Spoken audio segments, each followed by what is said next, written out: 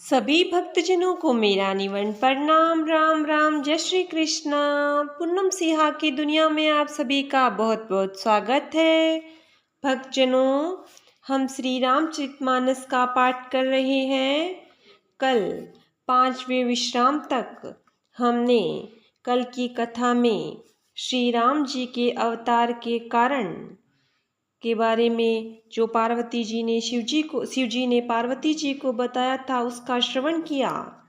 उसमें नारद जी द्वारा भगवान विष्णु को दिया गया श्राप के बारे में हमने श्रवण किया कि किस प्रकार से भगवान विष्णु ने माया रची, जिसमें माया नारद जी मोहित हो गए और भगवान विष्णु ने नारद जी को वानर का रूप दिया, जिससे कुपित होकर नारद जी ने भगवान विष्णु को श्राप दिया कि आप धरती पर अवतार लोगे। और कल की कथा में हमने जय विजय द्वारपाल की कथा सुनी कि उन्हें सनकादि ने श्राप दिया, जिस कारण वे धरती पर राक्षस के रूप में अवतार उन्होंने जन्म लिया और उनका उद्धार करने के लिए भगवान राम ने मनुष्य रूप में अवतार लिया। और उसके बाद भगवान शिव ने पार्वती जी को मनु और शत्रुपा द्वारा तपस्या करके भगवान से वरदान प्राप्त करना का श्रवण किया कि उन्होंने मनु ने और शत्रुपा ने किस प्रकार भगवान की तपस्या की और भगवान को पुत्र रूप में प्राप्त करने की कामना प्रकट की। भगवान ने उन्हें वरदान दिया कि वे उनके पुत्र के रूप में प्रकट होंगे। इस प्रकार भगवान श्री राम के जन्म की कथा का हमने श्रवण किया। आज हम छठे दिन की कथा प्रारंभ करेंगे। हे मुनि, वह पवित्र और प्राचीन कथा सुनाओ जो शिव जी ने पार्वती जी से कही थी। संसार में प्रसिद्ध एक केकया देश है। वहाँ सत्यकेतु नाम का राजा राज्य करता था। वह धर्म की धुरी को धारण करने वाला, नीति की खान, तेजस्वी, प्रतापी, सुशील और बलवान था।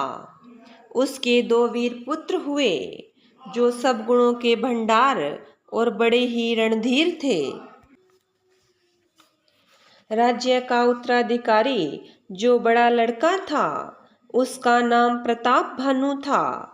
दूसरे पुत्र का नाम अरिमर्दन था, जिसकी भुजाओं में अपार बल था और जो युद्ध में पर्वत के समान अटल रहता था। भाई भाई में बड़ा मेल और सब प्रकार के दोषों और छलों से रहित सच्ची प्रीति थी। राजा ने जेठे पुत्र को राज्य प्रदान किया और आप भगवान के भजन के लिए वन को चल दिया। जब प्रताप भानु राजा हुआ, देश में उसकी दुहाई फिर गई। वह वेद में बताई हुई विधि के अनुसार उत्तम रीति से प्रजा का पालन करने लगा। उसके राज्य में पाप का कहीं लेश भी नहीं रह गया। राजा का हित करने वाला और शुक्राचार्य के समान बुद्धिमान धर्मरुचि नाम का उसका मंत्री था। इस प्रकार बुद्धिमान मंत्री और बलवान तथा वीर भाई के साथ ही समय राजा भी बड़ा प्रतापी और रणधीर था। साथ में अपार चतुरंगनी सेना थी, जिसमें असंख्य योद्धा थे जो सब के सब रण में जूझ मरने को तैयार थे। अपनी सेना को देखकर राजा बहुत प्रसन्न हुआ और घमाघम नगाड़े बजने लगे। दिग्विजय के लिए सेना सजाकर वह राजा शुभ दिन मुहूर्त साध कर डंका बजाकर चला। जहाँ तहाँ बहुत सी लड़ाइयाँ हुई। उसने सब राजाओं को बलपूर्वक जीत लिया। अपनी भुजाओं के बल से उसने 7 द्वीपों भूमिखंडों को वश में कर लिया और राजाओं से दंड कर लेकर उन्हें छोड़ दिया। संपूर्ण पृथ्वी मंडल का उस समय प्रताप भानु ही एकमात्र चक्रवर्ती राजा था।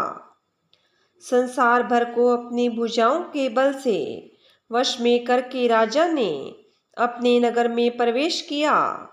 राजा अर्थ, धर्म और काम आदि के सुखों का समयानुसार सेवन करता था। राजा प्रताप भानु का बल पाकर भूमि सुंदर कामधेनु मनचाही वस्तु देने वाली हो गई।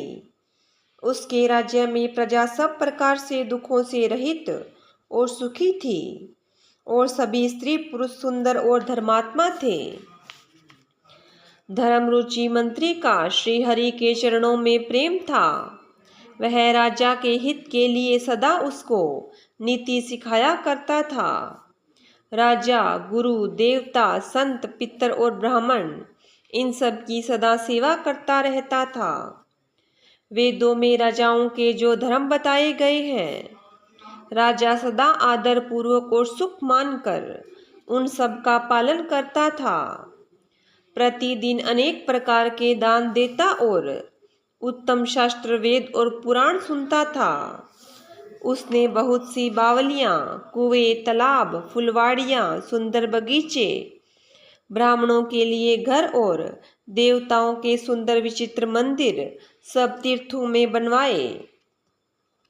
वेद और पुराणों में जितने प्रकार के यज्ञ कहे गए हैं, राजा ने एक एक करके उन सब यज्ञों को प्रेम सहित हजार हजार बार किया। राजा के हृदय में किसी फल की टोह कामना नहीं थी। राजा बड़ा ही बुद्धिमान और ज्ञानी था। वह ज्ञानी राजा कर्म, मन और वाणी से जो भी धर्म करता था, सब भगवान वासुदेव के अर्पित करके करता था। एक बार वह राजा एक अच्छे घोड़े पर सवार होकर शिकार का सब सामान सजाकर विंध्याचल के घने जंगल में गया और वहां उसने बहुत से उत्तम उत्तम हिरण मारे। राजा ने वन में फिरते हुए एक सुअर को देखा। दांतों के कारण वह ऐसा दिख पड़ता था मानो चंद्रमा को ग्रस कर मुंह में पकड़कर राहु वन में आ छिपा हो। चंद्रमा बड़ा होने से उसके मुंह में समाता नहीं है और मानो क्रोधवश वह उसे उगलता नहीं है। यह तो सूअर के भयानक दांतों की शोभा कही गई। इधर उसका शरीर भी बहुत विशाल और मोटा था। घोड़े की आहट पाकर वह गुरगुराता हुआ कान उठाए चौकन्ना होकर देख रहा था। नील पर्वत के शिखर के समान विशाल शरीर वाले उस सूअर को देखकर राजा घोड़े को चाबुक लगाकर तेजी से चला और उसने सूअर को ललकारा कि अब तेरा बचाव नहीं हो सकता। अधिक शब्द कहते हुए घोड़े को अपनी तरफ आता देखकर सूअर पवन वेग से भाग चला। राजा ने तुरंत ही बाण को धनुष पर चढ़ाया। सूअर बाण को देखते ही धरती में दुबक गया। राजा तक तक कर तीर चलाता है, परंतु सूअर छल करके शरीर को बचाता जाता है। वह पशु कभी प्रकट होता और कभी छिपता हुआ भागा जाता था और राजा भी क्रोध के वश उसके साथ पीछे लग चला जाता था। सूअर बहुत दूर घने जंगल में चला गया, जहां हाथी घोड़ों का निबाह गम नहीं था। राजा बिल्कुल अकेला था और वन में क्लेश भी बहुत था। फिर भी राजा ने उस पशु का पीछा नहीं छोड़ा। राजा बड़ा धैर्यवान देखकर सूअर भागकर पहाड़ की एक गहरी गुफा में जा घुसा। उसमें जाना कठिन देखकर राजा को बहुत पछताकर लौटना पड़ा, पर उस घोर वन में वह रास्ता भूल गया।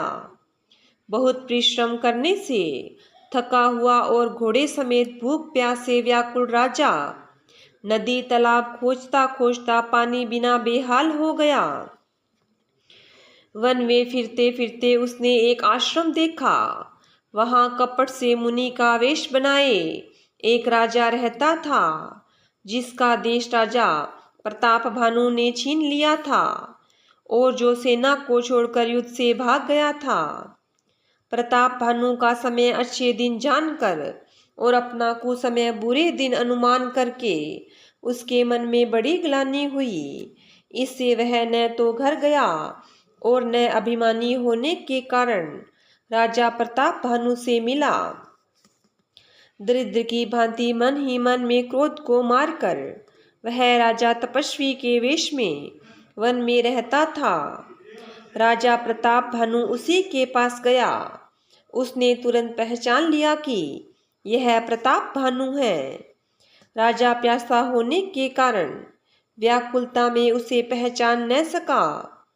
सुंदर वेश देखकर राजा ने उसे महामुनि समझा और घोड़े से उतरकर उसे प्रणाम किया, परंतु बड़ा चतुर होने के कारण राजा ने उसे अपना नाम नहीं बतलाया। राजा को प्यासा देखकर उसने सरोवर दिखला दिया।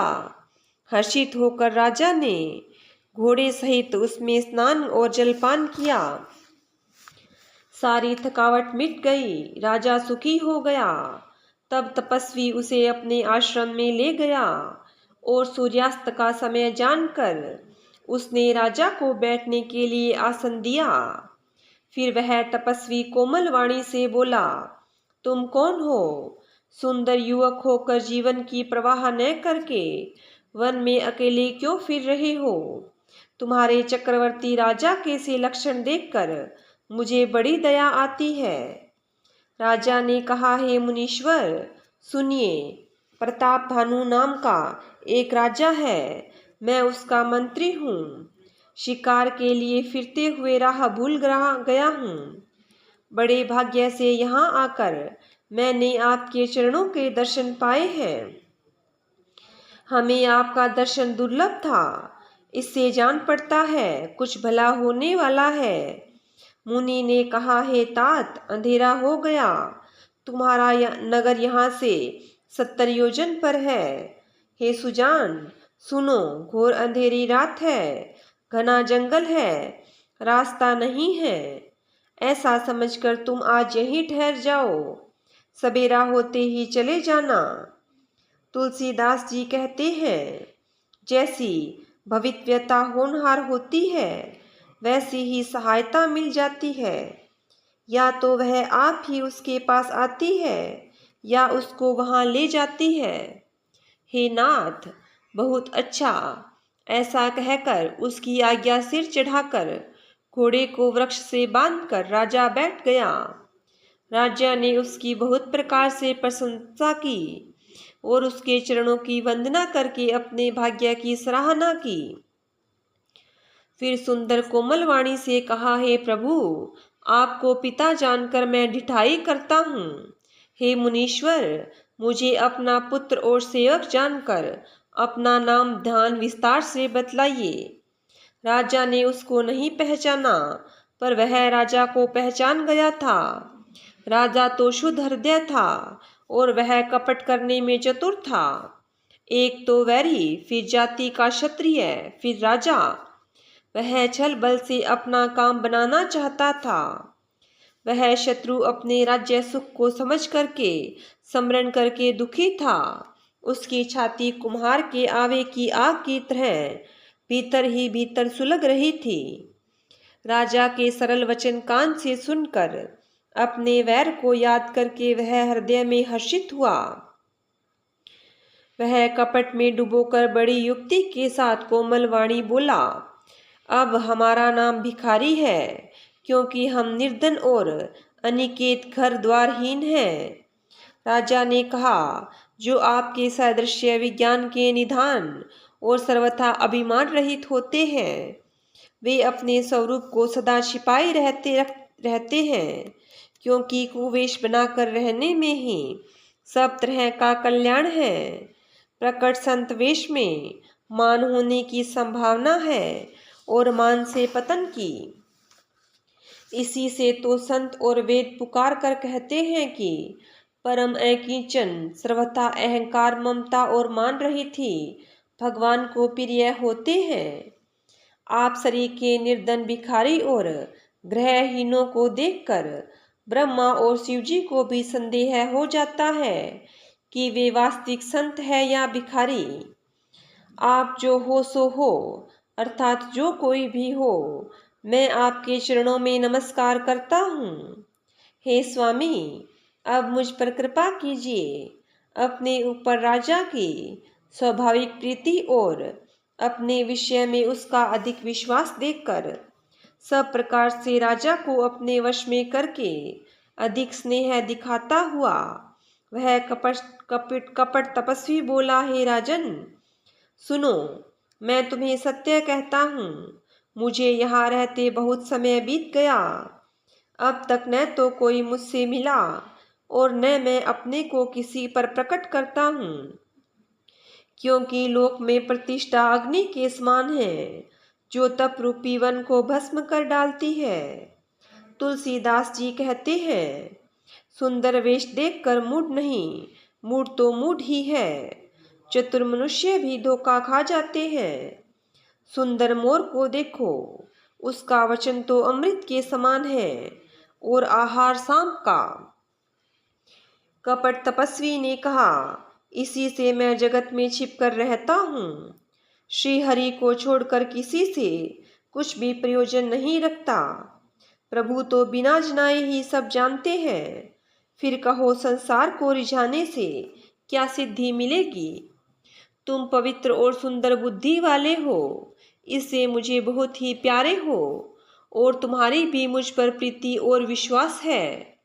हे तात, अब यदि मैं तुमसे कुछ छिपाता हूँ तो मुझे बहुत ही भयानक दोष लगेगा।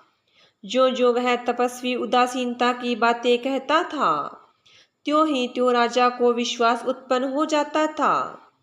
जब उसे बगुले की तरह ध्यान लगाने वाली कपटी मुनि ने राजा को कर्म, मन और वचन से अपने वश में जाना, तब वह बोला, हे भाई, हमारा नाम एक तनु है।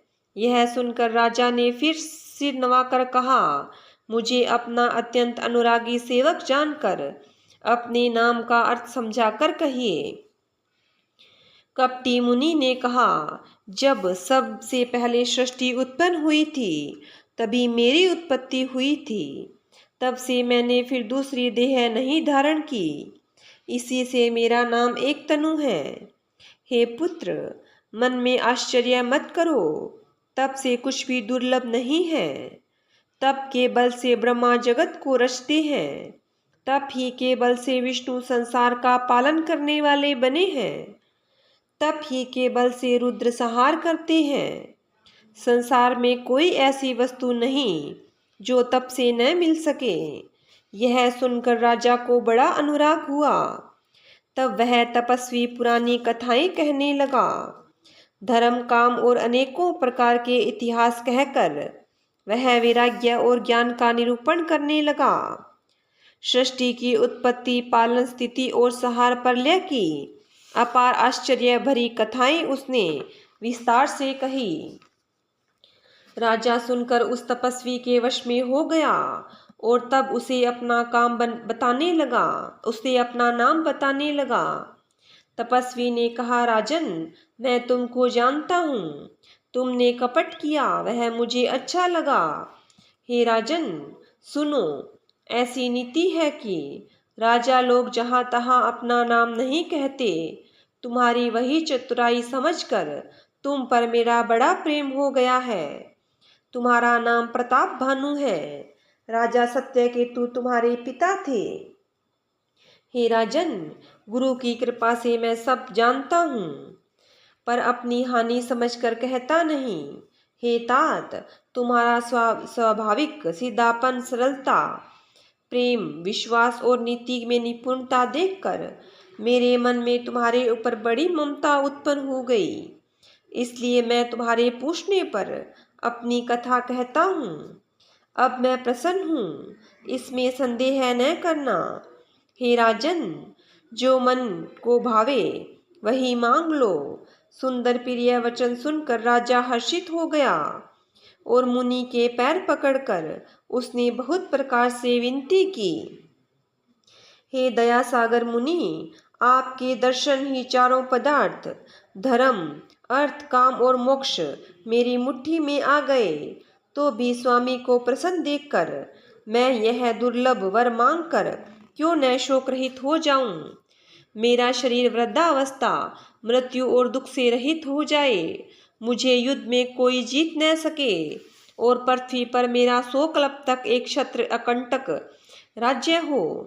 तपस्वी ने कहा, हे राजन, ऐसा ही हो, पर एक बात कठिन है, उसे भी सुन लो।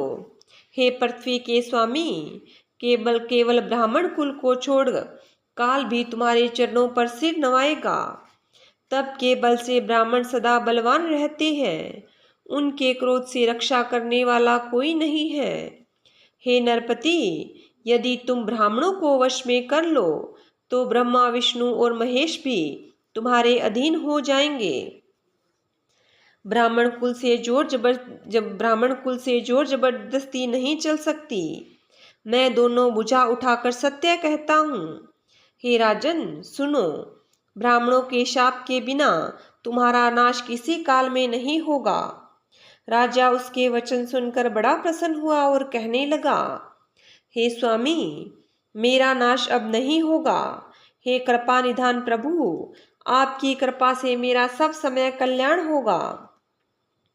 एवमस्तु, ऐसा ही हो, कहकर वह कुटिल कपटी मुनि फिर बोला, किंतु तुम मेरे मिलने और अपनी राह भूल जाने की बात किसी से कहना नहीं। यदि कह दोगे तो हमारा दोष नहीं। हे राजन, मैं तुमको इसलिए मना करता हूँ कि इस प्रसंग को कहने से तुम्हारी बड़ी हानि होगी। छठे काल में यह बात पढ़ते ही तुम्हारा नाश हो जाएगा। मेरा यह वचन सत्य जानना। हे प्रताप भानु, सुनो, इस बात को प्रकट करने से अथवा ब्राह्मणों के शाप से तुम्हारा नाश होगा और किसी उपाय से, चाहे ब्रह्मा और शंकर भी मन में क्रोध करे, तुम्हारी मृत्यु नहीं होगी। राजा ने मुनि के चरण पकड़कर कहा, हे स्वामी, सत्य ही है। ब्राह्मण और गुरु के क्रोध से कहिए कौन रक्षा कर सकता है। यदि ब्रह्मा भी क्रोध करे तो गुरु बचा लेते हैं, पर गुरु से विरोध करने पर जगत में कोई भी बचाने वाला नहीं है। यदि मैं आपके कथन के अनुसार नहीं चलूँगा तो भले ही मेरा नाश हो जाए, मुझे इसकी चिंता नहीं। मेरा मन तो हे प्रभु केवल एक ही डर से डर रहा है कि ब्राह्मणों का शाप बड़ा भयानक होता है। वे ब्राह्मण किस प्रकार वश में हो सकते हैं, कृपा करके वह बतलाइए। हे दीन दयालु, आपको छोड़कर और किसी को मैं अपना हेतु नहीं देखता। तपस्वी ने कहा, हे राजन, सुनो, संसार में उपाय तो बहुत है, पर वे कष्ट साध्य हैं, बड़ी कठिनता से बनने में आते हैं। इस पर भी सिद्ध हो या न हो, उनकी सफलता निश्चित नहीं है। हाँ, एक उपाय बहुत सहज है, परंतु उसमें भी एक कठिनता है। हे राजन, वह युक्ति तो मेरे हाथ में है, पर मेरा जाना तुम्हारे नगर में नहीं हो सकता। जब से पैदा हुआ हूँ तब से आज तक मैं किसी के घर अथवा गांव नहीं गया, परंतु यदि नहीं जाता हूँ तो तुम्हारा काम बिगड़ता है। आज यह बड़ा असमंजस आ पड़ा है। यह सुनकर राजा कोमल वाणी से बोला, हे नाथ, वेदों में ऐसी नीति कही है कि बड़े लोग छोटों पर स्नेह करते ही हैं। पर्वत अपने सिरों पर सदा तृण घास को धारण किए रहते हैं। अगाध समुद्र अपने मस्तक पर फैन को धारण करता है और धरती अपने सिर पर सदा धूलि को धारण किए रहती है। ऐसा कहकर राजा ने मुनि के चरण पकड़ लिए और कहा, हे स्वामी, कृपा कीजिए, आप संत हैं, दीन दयालु हैं, अतः हे प्रभु, मेरे लिए इतना कष्ट अवश्य सहिए। राजा को अपने अधीन जानकर कपट में प्रवीण तपस्वी बोला, हे राजन, सुनो, मैं तुमसे सत्य कहता हूँ, जगत में मुझे कुछ भी दुर्लभ नहीं है। मैं तुम्हारा काम अवश्य करूँगा, क्योंकि तुम मन, वाणी और शरीर तीनों से मेरे भक्त हो। पर योग, युक्ति, तप और मंत्र का प्रभाव तभी फलीभूत होता है जब वे छिपाकर किए जाते हैं। हे नरपति, मैं यदि रसोई बनाऊं और तुम उसे परोसो तो मुझे कोई जानने न पावे, तो उस अन्न को जो जो खाएगा सो सो तुम्हारा आज्ञाकारी बन जाएगा। यही नहीं, उस भोजन करने वाले के घर को भी जो कोई भोजन करेगा, घर भी जो कोई भोजन करेगा, हे राजन सुनो, वह भी तुम्हारे अधीन हो जाएगा। हे राजन, जाकर यही उपाय करो और वर्ष भर भोजन कराने का संकल्प कर लेना। नित्य नए 1,00,000 ब्राह्मणों को कुटुंब सहित निमंत्रित करना। मैं तुम्हारे संकल्प के काल अर्थात 1 वर्ष तक प्रतिदिन भोजन बना दिया करूँगा। हे राजन, इस प्रकार बहुत ही बड़े परिश्रम से सब ब्राह्मण तुम्हारे वश में हो जाएंगे। ब्राह्मण हवन यज्ञ और सेवा पूजा करेंगे तो उस प्रसंग संबंध से देवता भी सहज में वश में हो जाएंगे। मैं एक और पहचान तुमको बताई देता हूँ कि मैं इस रूप में कभी न आऊँगा। हे राजन, मैं अपनी माया से तुम्हारे पुरोहित को हर लाऊंगा, तब के बल से उसे अपने समान बनाकर 1 वर्ष तक यहाँ रखूंगा। और हे राजन सुनो, मैं उसका रूप बनाकर सब प्रकार से तुम्हारा काम सिद्ध करूंगा। हे राजन, रात बहुत बीत गई, अब सो जाओ। आज से तीसरे दिन तुमसे भेंट होगी। तब के बल से मैं घोड़े सहित तुमको सोते ही मैं घर पहुंचा दूंगा। मैं वही पुरोहित का वेश धरकर आऊंगा। जब एकांत में तुमको बुलाकर सब कथा सुनाऊंगा, तब तुम मुझे पहचान लेना। राजा ने आज्ञा मानकर शयन किया और वह कपट ज्ञानी आसन पर जा बैठा। राजा थका था, उसे खूब गहरी नींद आ गई, पर वह कपटी कैसे सोता, उसे तो बहुत चिंता हो रही थी। उसी समय वहां कालकेतु राक्षस आया। उसने सुअर बनकर राजा को भटकाया था। वह तपस्वी राजा का बड़ा मित्र था और खूब छल प्रपंच जानता था। उसके 100 पुत्र और 10 भाई थे, जो बड़े ही दुष्ट, किसी से न जीते जाने वाले और देवताओं को दुख देने वाले थे। ब्राह्मणों, संतों और देवताओं को दुखी देखकर राजा ने उन सबको पहले ही युद्ध में मार डाला था। उस दुष्ट ने पिछला वैर याद करके तपस्वी राजा से मिलकर सलाह विचारी षड्यंत्र किया और जिस प्रकार शत्रु का नाश हो वही उपाय रचा। भावी वश राजा प्रताप भानु कुछ भी समझ न सका। तेजस्वी शत्रु अकेला भी हो तो भी उसे छोटा नहीं समझना चाहिए। जिसका सिर मात्र बचा था वह राहु आज तक सूर्य चंद्रमा को दुख देता है। तपस्वी राजा अपने मित्र को देख प्रसन्न होकर उठकर मिला और सुखी हुआ। उसने मित्र को सब कथा कह सुनाई। तब राक्षस आनंदित होकर बोला, हे राजन सुनो, जब तुमने मेरे कहने के अनुसार इतना काम कर लिया तो अब मैंने शत्रु को काबू में कर लिया समझो। तुम अब चिंता त्याग कर सो जाओ।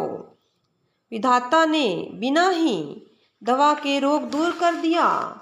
कुल सहित शत्रु को जड़ मूल से उखाड़कर बहाकर आज से चौथे दिन मैं तुमसे आ मिलूंगा। इस प्रकार तपस्वी राजा को खूब दिलासा देकर वह महामायावी और अत्यंत क्रोधी राक्षस चला। उसने प्रताप भानु राजा को घोड़े सहित क्षण भर में घर पहुंचा दिया। राजा को रानी के पास सुलाकर घोड़े को अच्छी तरह से घुड़साल में बांध दिया। फिर वह राजा के पुरोहित को उठा ले गया और माया से उसकी बुद्धि को भ्रम में डालकर उसने पहाड़ की खोह में ला रखा।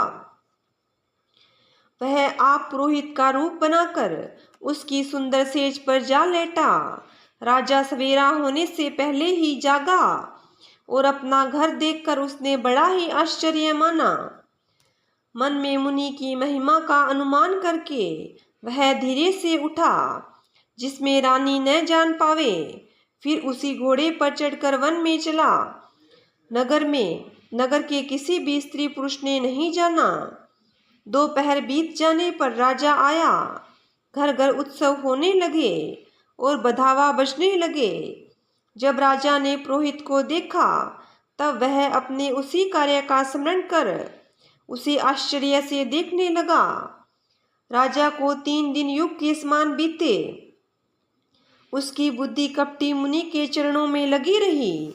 निश्चित समय जानकर पुरोहित बना हुआ राक्षस आया और राजा के साथ की हुई गुप्त सलाह के अनुसार उसने अपने सब विचार उसे समझाकर कह दिए।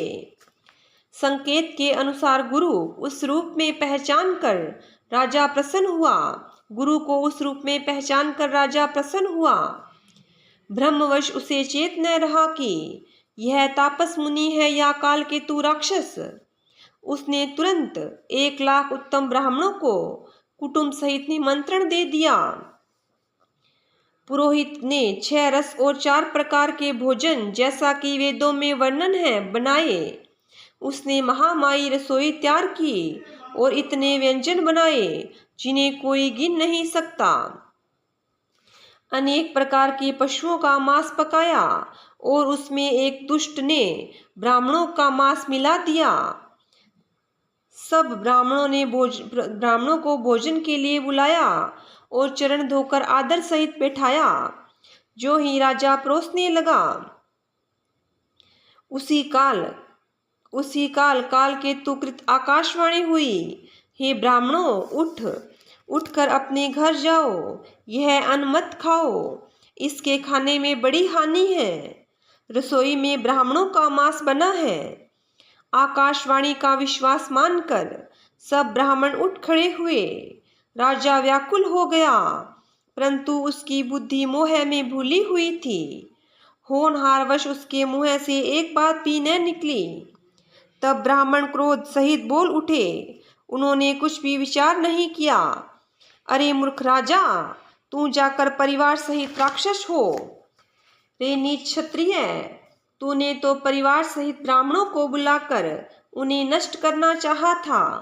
ईश्वर ने हमारे धर्म की रक्षा की, अब तू परिवार सहित नष्ट होगा। 1 वर्ष के भीतर तेरा नाश हो जाएगा। तेरे कुल में कोई पानी देने वाला तक नहीं रहेगा। शाप सुनकर राजा भय के मारे व्याकुल हो गया। फिर सुंदर आकाशवाणी हुई, हे ब्राह्मणों, तुमने विचार कर शाप नहीं दिया। राजा ने कुछ भी अपराध नहीं किया। आकाशवाणी सुनकर सब ब्राह्मण चकित हो गए। तब राजा वहां गया जहां भोजन बना था। देखा तो वहां न भोजन था न रसोइया ब्राह्मण ही था।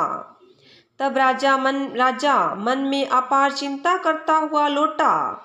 उसने ब्राह्मणों को सब वृतांत सुनाया और बड़ा ही भयभीत और व्याकुल होकर वह पृथ्वी पर गिर पड़ा। हे राजन, यद्यपि तुम्हारा दोष नहीं है तो भी होनहार नहीं मिटता। ब्राह्मणों का शाप बहुत ही भयानक होता है।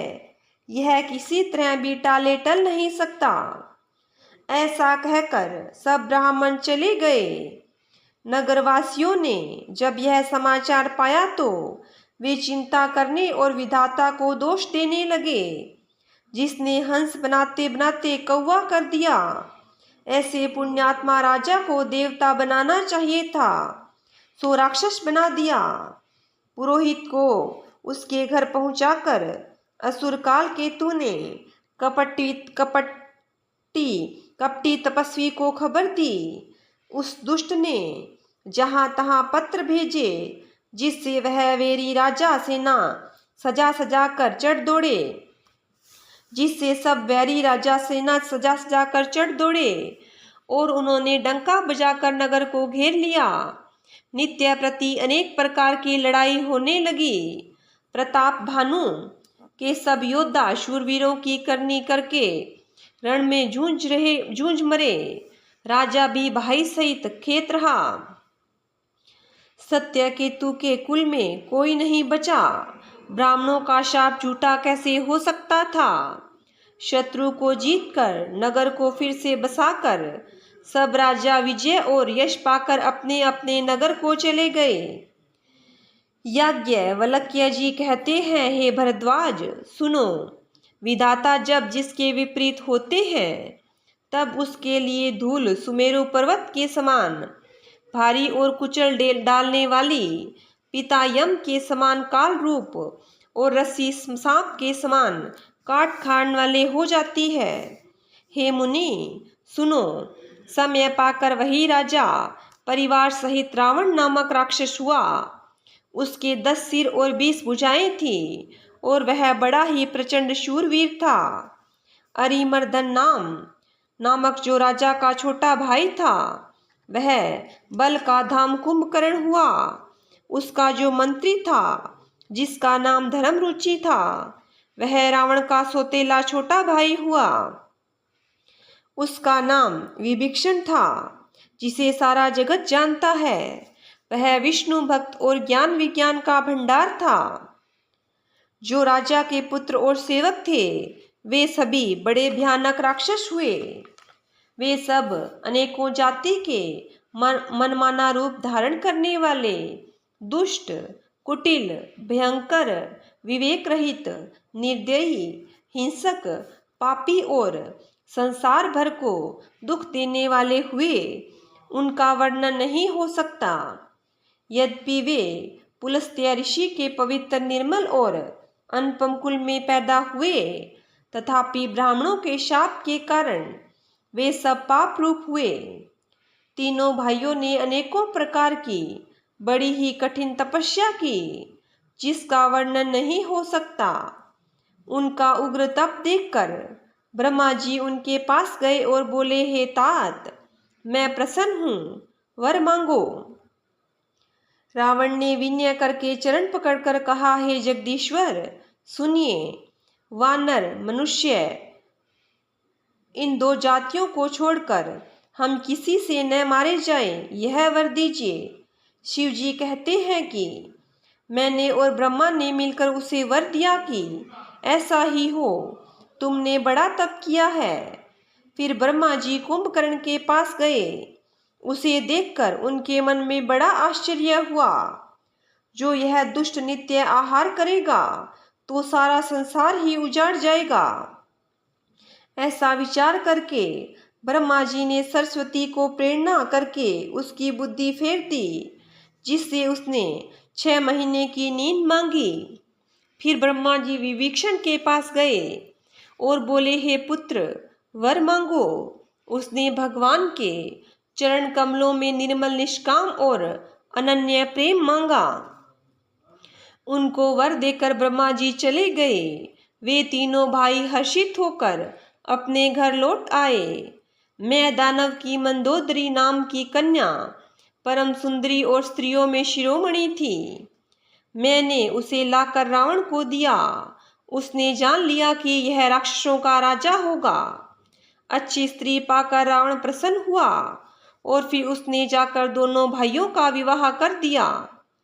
समुद्र के बीच में त्रिकूट नामक पर्वत पर ब्रह्मा का बनाया हुआ एक बड़ा भारी किला था। महान, मायावी और निपुण कारीगर मैं दानव ने उसको फिर से सजा दिया। उसमें मणियों से जड़े हुए सोने के अनगिनत महल थे। जैसी नागकुल में रहने की पाताल लोक में भोगावतीपुरी है और इंद्र के रहने की स्वर्गलोक में अमरावतीपुरी है, उनसे भी अधिक सुंदर और बांका वह दुर्ग था। जगत में उसका नाम लंका प्रसिद्ध हुआ। उसे चारों ओर से समुद्र की अत्यंत गहरी खाई घेरे हुए हैं। उस दुर्ग के मणियों से जड़ा हुआ सोने का मजबूत प्रकोटा है, जिसकी कारीगरी का वर्णन नहीं किया जा सकता। भगवान की प्रेरणा से जिस कल्प में जो राक्षसों का राजा रावण होता है वह शूर, प्रतापी, अतुलित बलवान अपनी सेना सहित उस पुरी में बसता है। पहले वहां बड़े बड़े योद्धा राक्षस रहते थे। देवताओं ने उन सबको युद्ध में मार डाला। अब इंद्र की प्रेरणा से वहां कुबेर ने 1 करोड़ रक्षक यक्ष लोग रहते हैं। रावण को कहीं ऐसी खबर मिली, तब उसने सेना सजाकर किले को जा घेरा। उस बड़े विकट योद्धा और उसकी बड़ी सेना को देखकर यक्ष अपने प्राण लेकर भाग गए। तब रावण ने घूम फिरकर सारा नगर देखा। उसकी स्थान संबंधी चिंता मिट गई और उसे बहुत ही सुख हुआ। उस पुरी को स्वाभाविक ही सुंदर और बाहर वालों के लिए दुर्गम अनुमान करके रावण ने वहां अपनी राजधानी कायम की। योग्यता के अनुसार घरों को बांटकर रावण ने सब राक्षसों को सुखी किया। एक बार वह कुबेर पर चढ़ दौड़ा और उससे पुष्पक विमान को जीत कर ले आया। फिर उसने जाकर एक बार खिलवाड़ी में कैलाश पर्वत को उठा लिया और मानो अपनी भुजाओं का बल तोलकर बहुत सुख पाकर वह वहां से चला आया। सुख संपत्ति, पुत्र, सेना, सहायक, जय प्रताप, बल, बुद्धि और बड़ाई, ये सब उसके नित्य नए वैसे ही बढ़ते जाते थे जैसे प्रत्येक लाभ पर लोभ बढ़ता है। अत्यंत बलवान कुंभकर्ण सा उसका भाई था, जिसके जोड़ का योद्धा जगत में पैदा ही नहीं हुआ। वह मदिरा पीकर 6 महीने सोया करता था। उसके जागते ही तीनों लोकों में तहलका मच जाता था। यदि वह प्रतिदिन भोजन करता तब तो संपूर्ण विश्व शीघ्र ही चौपट खाली हो जाता। रणधीर ऐसा था कि उसका वर्णन नहीं किया जा सकता। लंका में उसके ऐसे असंख्य बलवान वीर थे।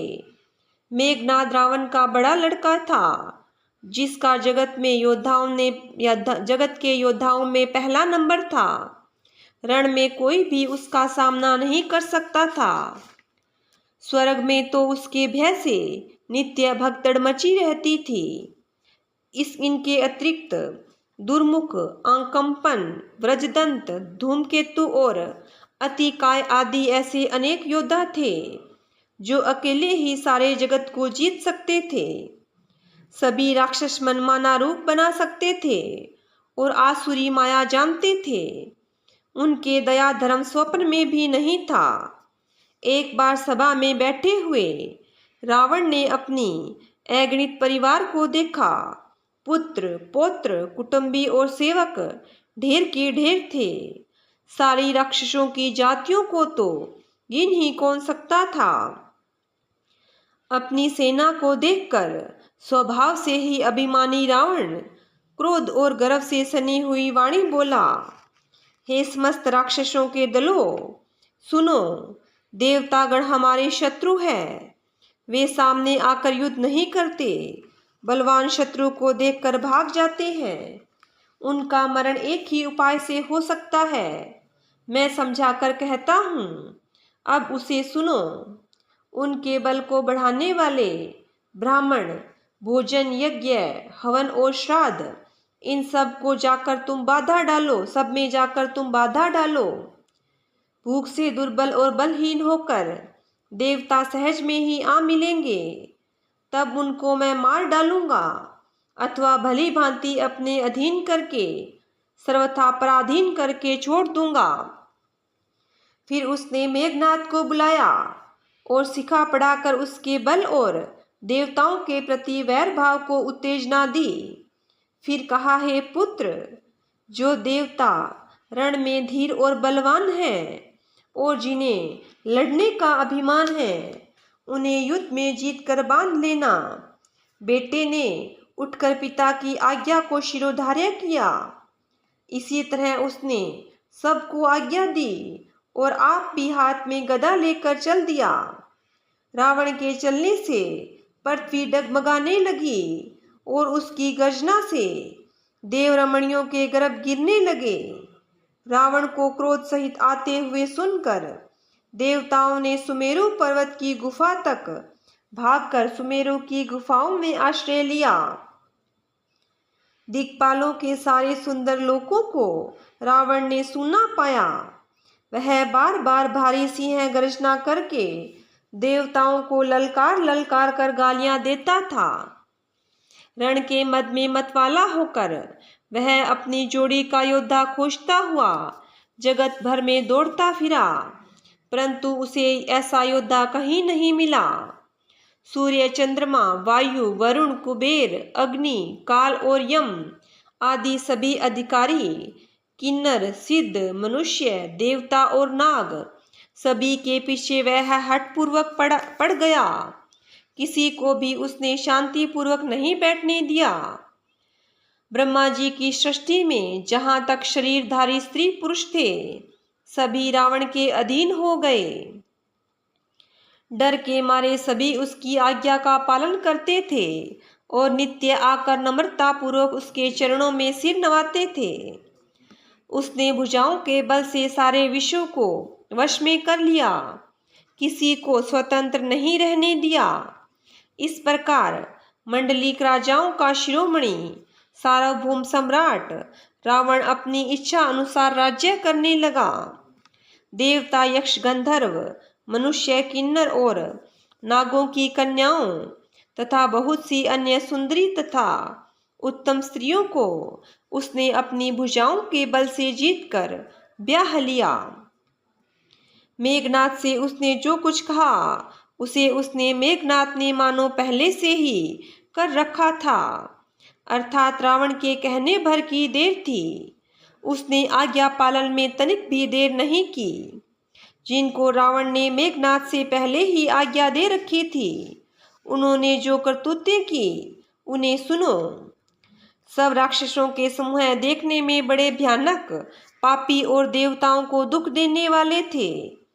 वे असुरों के समूह उपद्रव करते थे और माया से अनेकों प्रकार के रूप धरते थे। जिस प्रकार धर्म की जड़ कट्टे, वे कहीं सब वेद विरुद्ध काम करते थे। जिस जिस स्थान में वे गौ और ब्राह्मणों को पाते थे, उसी नगर, गांव और पूर्वे में वे आग लगा देते थे। उनके डर से कहीं भी शुभ आचरण, ब्राह्मण भोजन, यज्ञ, श्राद्ध आदि नहीं होते थे। देवता, ब्राह्मण और गुरु को कोई नहीं मानता था। न हरि भक्ति थी, न यज्ञ, तप और दान था। वेद और पुराण तो स्वप्न में भी सुनने को नहीं मिलते थे।